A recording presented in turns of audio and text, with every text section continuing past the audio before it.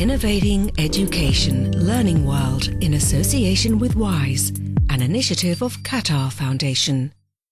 Some people say silence is golden, others prefer the whistle while you work approach.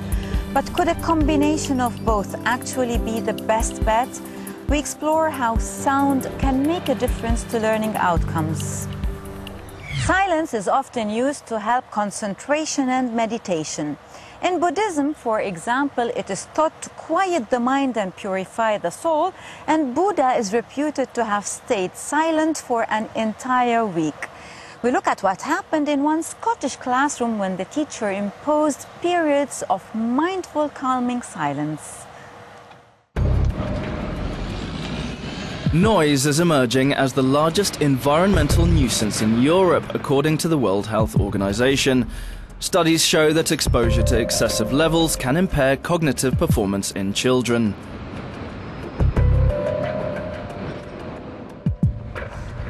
Schools in the UK are responding with silence. At Fettes College in Edinburgh, the pupils swap pads and pens for pillows and blankets as part of their mindfulness exercises.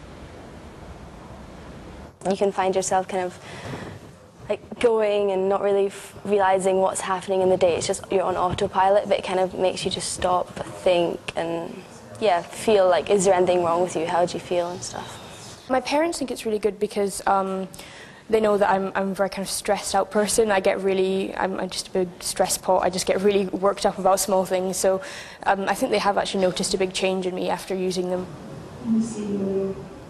Originating from Buddhist teachings, mindfulness is just one type of silence technique which has won favour in British schools. It's focusing their attention on the here and now, so they're very much thinking about their breathing and about calming themselves down and knowing the moments where they are under stress and their stress points in their bodies. So they can recognise when they are under stress and recognise when they might need to just calm down and take time out. And then they have the wherewithal to do it with the different exercises that they learn through the course.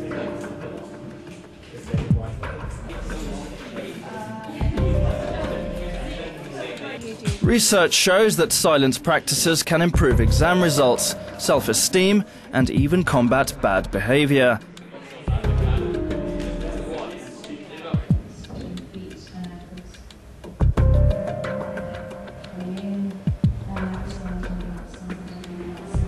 For the advocates of silence, it is an absence with a function, providing an antidote to the strong culture of assessment found in many UK schools.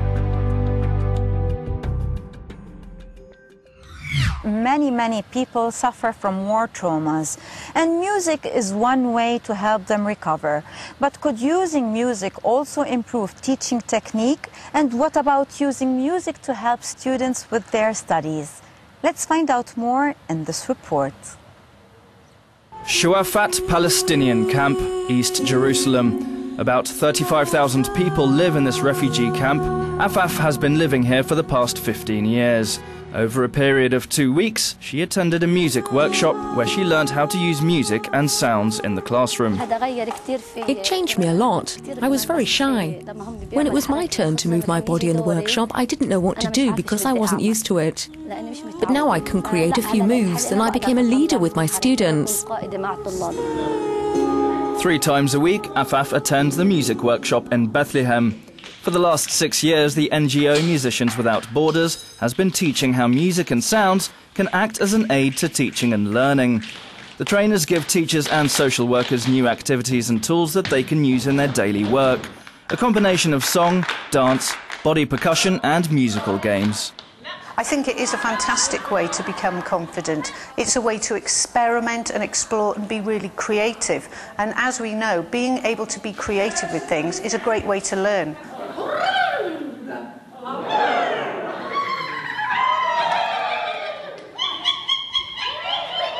Some of the activities we do also help the teacher to relax, help the teacher to take care of herself.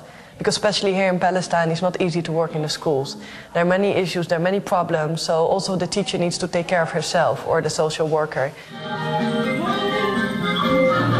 Palestinian women learn how to move, to use their voice and their body as an instrument to create music.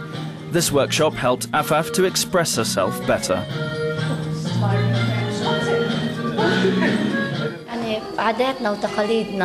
In our tradition, speaking in a raised voice is forbidden. As females, we also can't move however we want to. This is down to our education in conservative Palestinian society.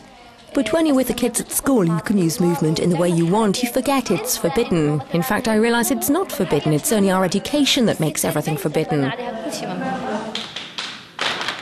Afaf teaches a primary class in a school in East Jerusalem. This morning, kids are learning how to count and write letters by using a number of musical activities. Afaf notices that kids have more focus and greater concentration. All of them participate. She's started a revolution in her school.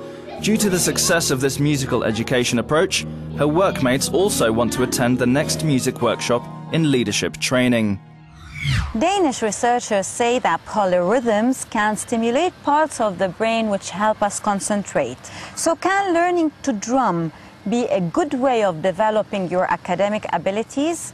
We meet one drummer who is convinced that drumming expands the brain. Let's take a look. When a rock and roll drummer walked into the classroom, drumming was suddenly thrown into the spotlight.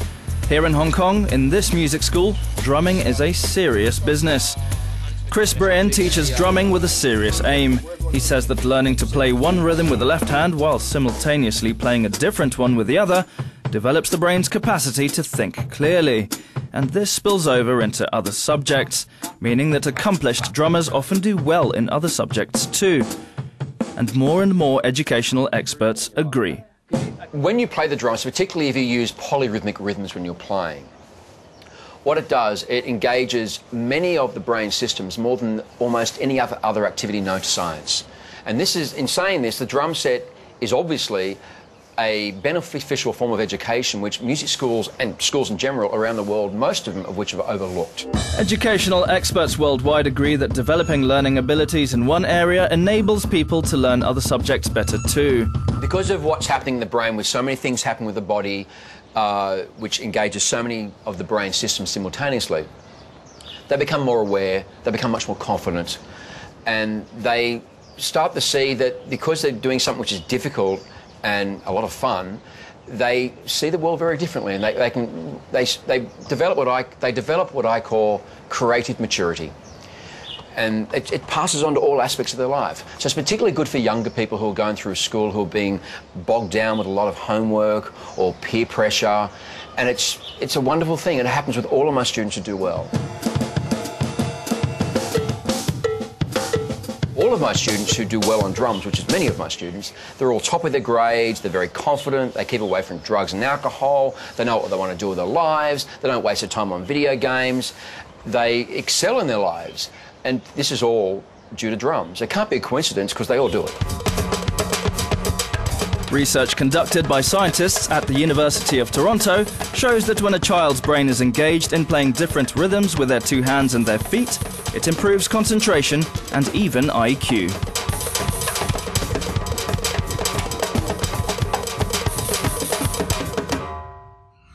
Well, that's all we have time for this week. I hope you were listening carefully. On our social media pages, lots of you say that wisdom, patience and knowledge can be learned from silence. And Farida Mariam says that silence can also improve critical thinking. Goodbye for now. Learning World in association with WISE, an initiative of Qatar Foundation.